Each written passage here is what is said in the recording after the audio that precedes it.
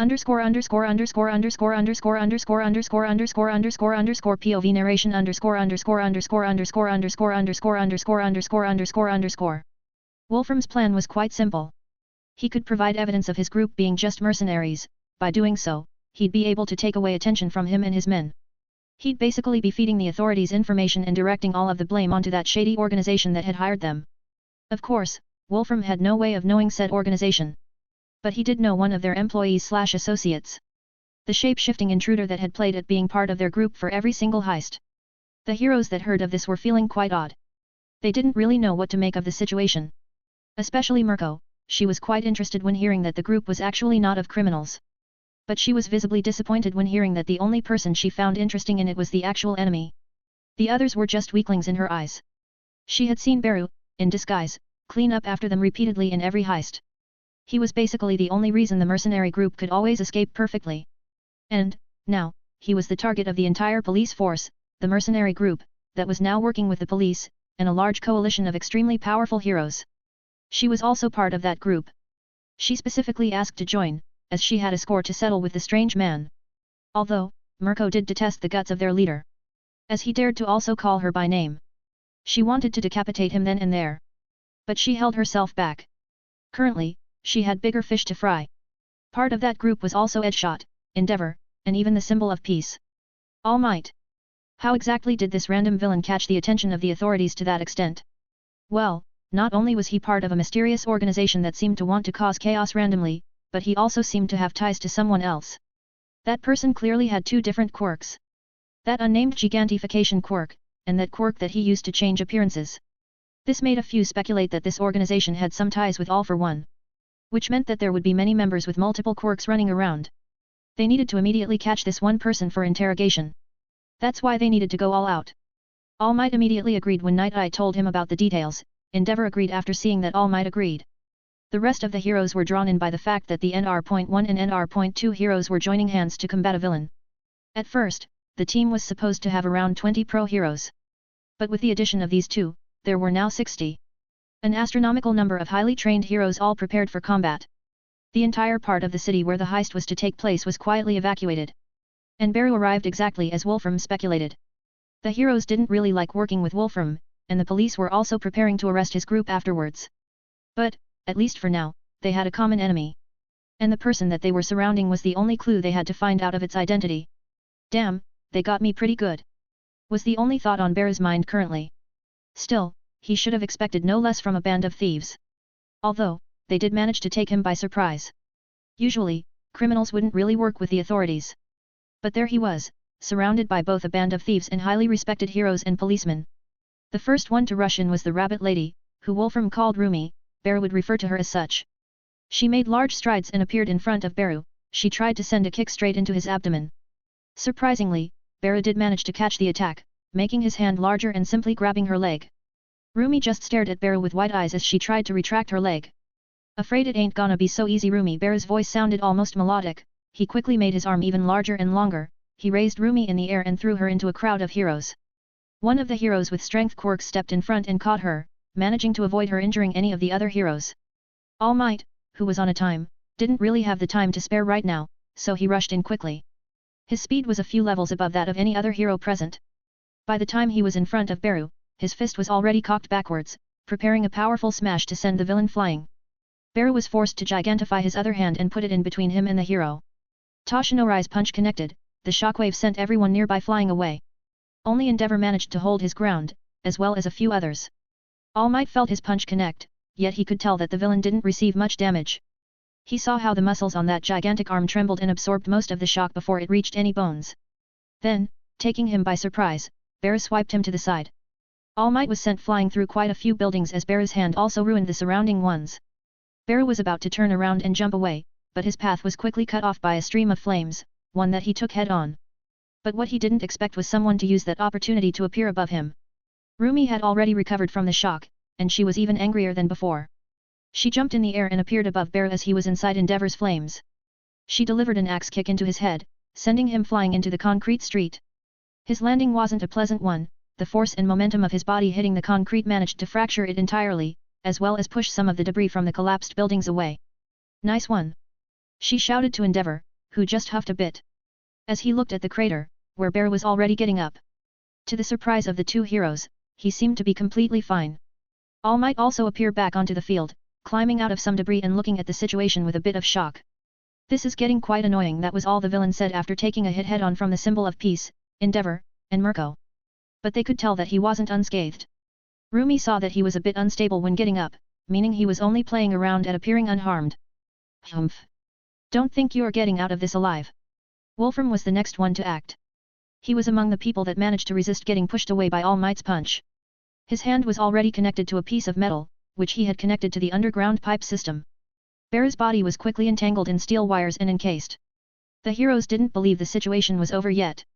They all gathered around in preparation. Slowly, the metal started fighting Wolfram's control. As he shouted, "He's getting out!" The metal cage he had created was immediately blown open. Bear grew in size exponentially, becoming around 36 meters in height. He was standing taller than all of the nearby buildings that were still standing. How did he achieve such a result?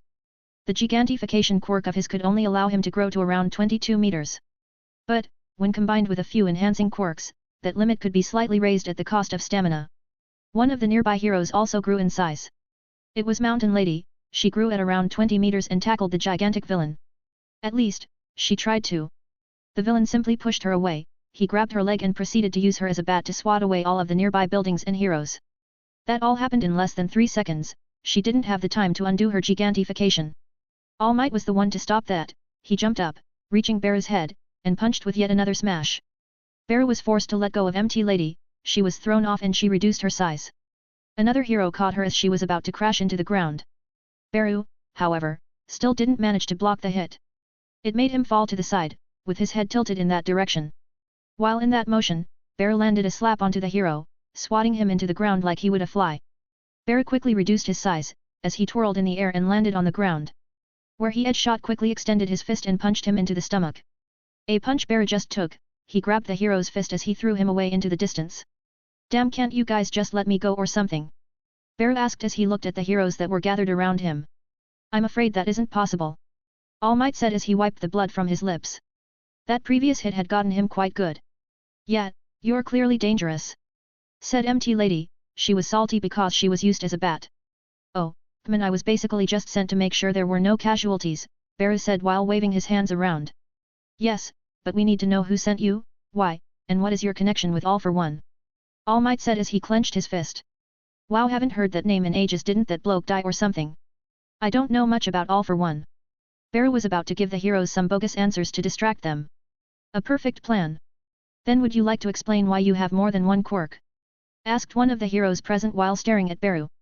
Everyone was quite confused as to why Bear would start talking so suddenly.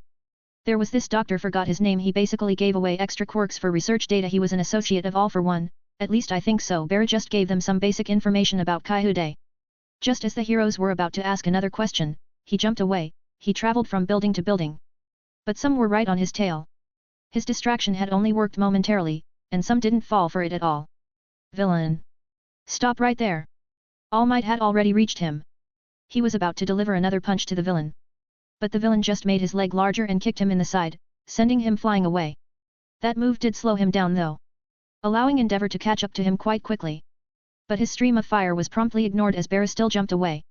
After turning a few corners, he ran into a sewer and warped himself away. Underscore underscore underscore underscore underscore underscore underscore underscore underscore underscore POV Bear underscore underscore underscore underscore underscore underscore underscore underscore underscore underscore.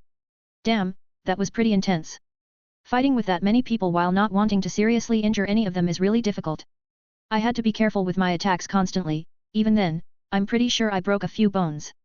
Sadly, I didn't get to tear Wolfram's head off, but I'm sure I'll get more chances later.